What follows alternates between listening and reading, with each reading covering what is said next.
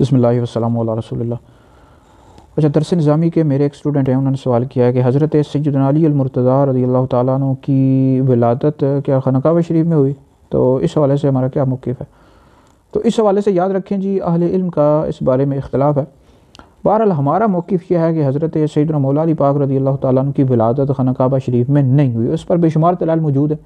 حضرت سیدہ ام المؤمنین خدیجہ الکبریٰ رضی اللہ تعالیٰ عنہا فرماتی ہیں کہ حضرت سیدنا حکیم بن حزام رضی اللہ تعالیٰ عنہ، یہ نبی کریم علیہ السلام کے صحابی ہیں، ان کی ولادت خانہ کعبہ شریف میں، اور تمام محدثین کا اس بات پر اتفاق ہے کہ حضرت سیدنا حکیم بن حزام رضی اللہ تعالیٰ عنہ کی ولادت خانہ کعبہ شریف میں ہوئی۔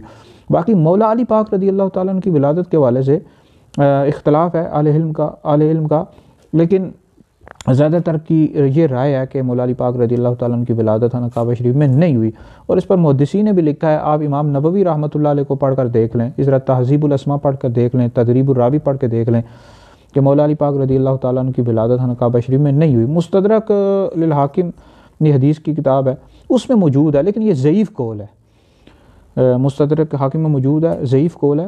تو صحیح موقف یہی ہے کہ حضرت سیدنا مولا علی پاک رضی اللہ تعالیٰ عنہ کی ولادت خانہ کعبہ شریف میں نہیں ہوئی۔ حضرت سیدنا حکیم بن حزام رضی اللہ تعالیٰ عنہ صحابی رسول ہیں، ان کی ولادت خانہ کعبہ شریف میں ہوئی۔